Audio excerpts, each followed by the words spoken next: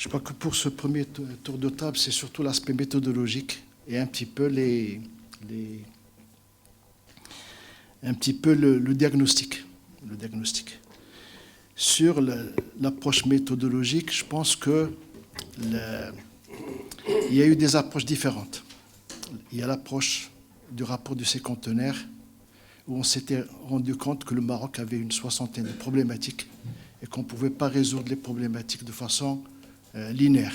Donc il fallait trouver arriver à 5 ou 6 problématiques, je dirais, importantes, qui résument un peu l'ensemble des problèmes. C'est ce qu'on avait appelé les nœuds du futur. Les nœuds du futur. Et sur cette base-là, donc, il y a eu un certain nombre d'orientations. Bon, il n'y a pas eu de bilan du rapport du séquentenaire jusqu'à présent, malheureusement. Mais bon, certains disent que c'est négatif, on n'a rien fait. D'autres qui disent qu'il y a eu quand même quelque chose. Par exemple, le nœud sur le développement territorial, je pense qu'il y a eu la régionalisation avancée, la réforme qui est venue par la suite. La question de l'environnement, il y a eu tout le travail qui a été fait par la suite sur la stratégie environnementale, etc. Donc, sur l'ensemble de ces nœuds, il y a eu quelque chose. Bon, peut-être qu'il n'y a pas eu, qu'on n'ait pas avancé au niveau, qu'on n'a pas avancé au niveau de la mise en œuvre, mais sur le plan des choix, il y a eu des choses. Il y a un nœud pour lequel j'estime que jusqu'à présent, ça n'a pas été, on n'a pas eu de, il n'y a rien qui a été fait. C'est la question de la jeunesse et de l'emploi. La jeunesse et l'emploi, parce que notre transition démographique est terminée. On n'est pas en train d'amorcer une transition démographique. Ça l'est, non. Et le dividende démographique dont on devait bénéficier, malheureusement, durant les dernières années, le niveau de croissance n'a pas permis de créer. Donc, la jeunesse a été toujours abordée comme étant un problème. N'a jamais été abordée comme étant une question, je dirais, globale et intégrée. On voit les politiques publiques de l'enseignement, le sport, la santé, etc., mais il n'y a pas de coordination, il n'y a pas de politique intégrée de la jeunesse, malgré l'appel dans un discours de Sa Majesté pour qu'on ait ce type de politique. Donc, il y a eu cette première approche du rapport du séquentenaire avec la méthodologie qui a été suivie, en disant que l'approche du séquentenaire était une approche marocaine. C'est-à-dire on n'a pas vu l'extérieur. On l'a vu de façon très sommaire au niveau du rapport Perspective 2025. On a essayé de voir un peu ce qui se passe dans le monde et comment donc on a vu ce rapport-là du séquentenaire comme étant je dirais, une évaluation interne. Par la suite, il y a eu un autre travail qui est l'approche par la compétitivité globale. C'est un peu l'un des programmes sur lesquels l'Institut avait travaillé depuis 2007. On nous a dit, on voudrait qu'on ait des propositions d'orientation stratégique pour développer ou améliorer la compétitivité globale du Maroc. Bon, la compétitivité, il fallait la définir parce que justement, quand on aborde quelque chose, souvent quand on ne définit pas le concept et quand on ne choisit pas les concepts les plus évolués qui existent au niveau international, on loupe le coche complètement. Donc la compétitivité globale, c'est la compétitivité du Maroc dans sa globalité. Ce n'est pas la compétitivité de l'entreprise Maroc. C'est pas la compétitivité de l'entreprise marocaine. C'est la compétitivité de l'entreprise Maroc dans sa totalité. Maroc avec ses entreprises, avec ses administrations, avec sa population, etc. Sur cet aspect-là, donc le concept a été défini. Il y a des rapports qui sont sur le site de l'Institut et il y a le rapport stratégique de 2012, c'est ça, 2012, il est également sur le site, qui est la synthèse pratiquement d'une quinzaine d'études et de 40 séminaires sur cette question-là de compétitivité globale. Ce rapport, il a eu deux grandes orientations qui ont été déclinées par la suite. La première orientation, c'est le modèle de développement. On a écrit carrément réviser le modèle de développement et on justifie pourquoi on révise ce modèle-là. Parce que quand on l'a examiné, on ne l'a pas examiné uniquement sur l'aspect économique. Pour nous, le modèle de développement, c'est un ensemble. Il y a tous les aspects qui sont là. Il y a l'économique, il y a le social, l'institutionnel, l'environnemental, etc. On a dit qu'il faut le réviser parce que ce modèle-là génère encore des inégalités sociales. Quand on veut faire des politiques de relance économique, c'est plus en déséquilibre notre balance commerciale. Donc même économiquement, il y a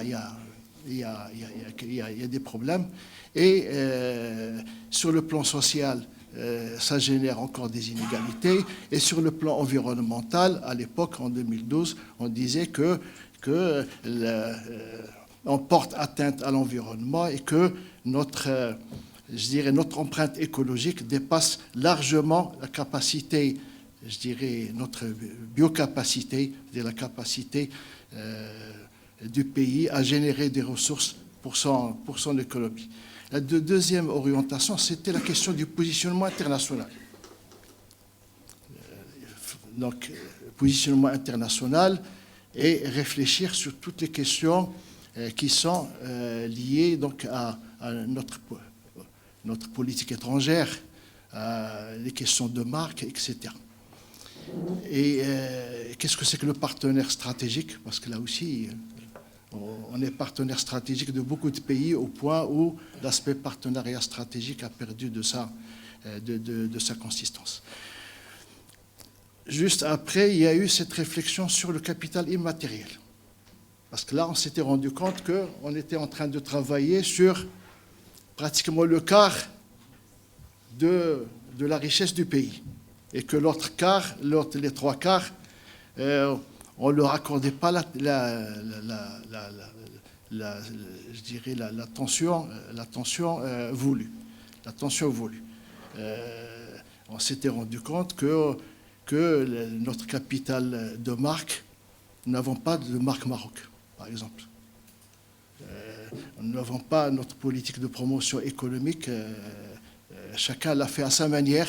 Même les institutions de l'État travaillent chacune de son côté, sans coordination entre elles. Notre capital culturel est très important, mais on ne le valorise pas suffisamment. Il ne nous amène pas de la croissance économique non plus. Même sur l'aspect économique, ce patrimoine-là, il n'est pas utilisé. C'est offert. Oui. J'aimerais une question précise.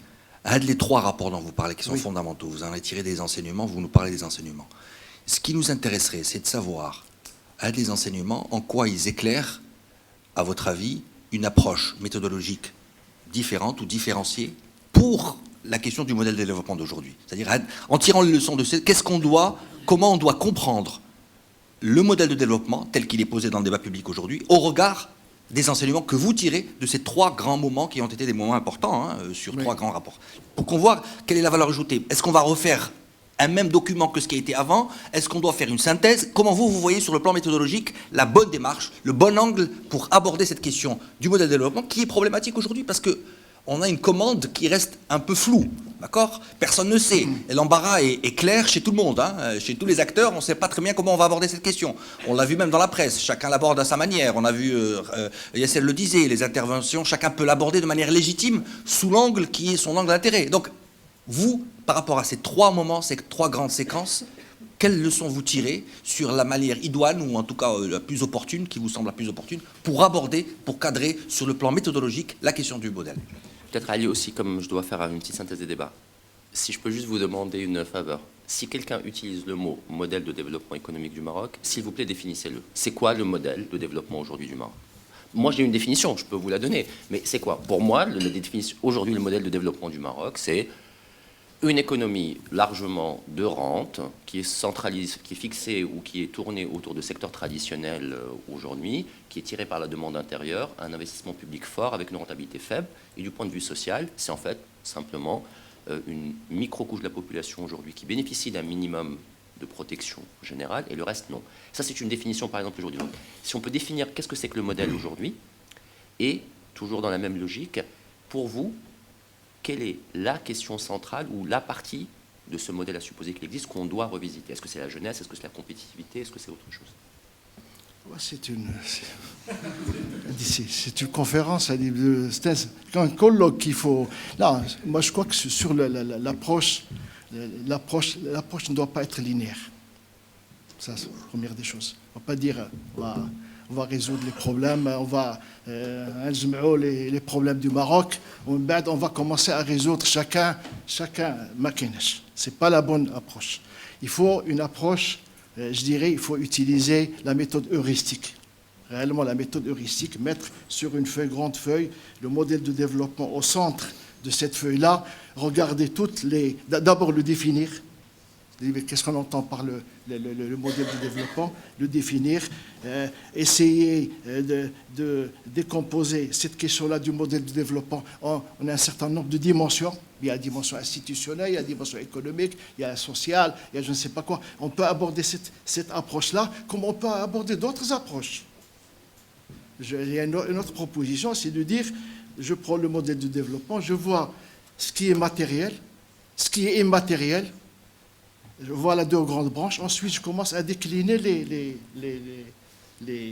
la partie matérielle, la partie immatérielle en différentes dimensions. Il y a une troisième approche aussi qui est possible, c'est de faire une approche par les agents économiques.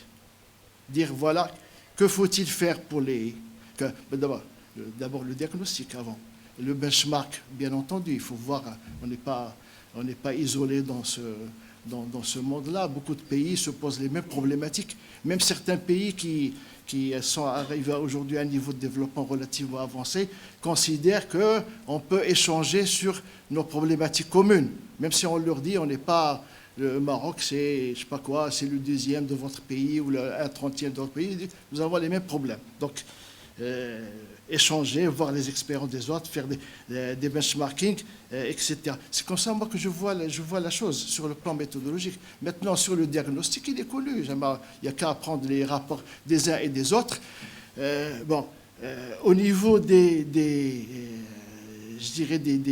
solutions, au niveau des solutions... On y viendra après les solutions. La méthode. La solution. Au niveau des solutions...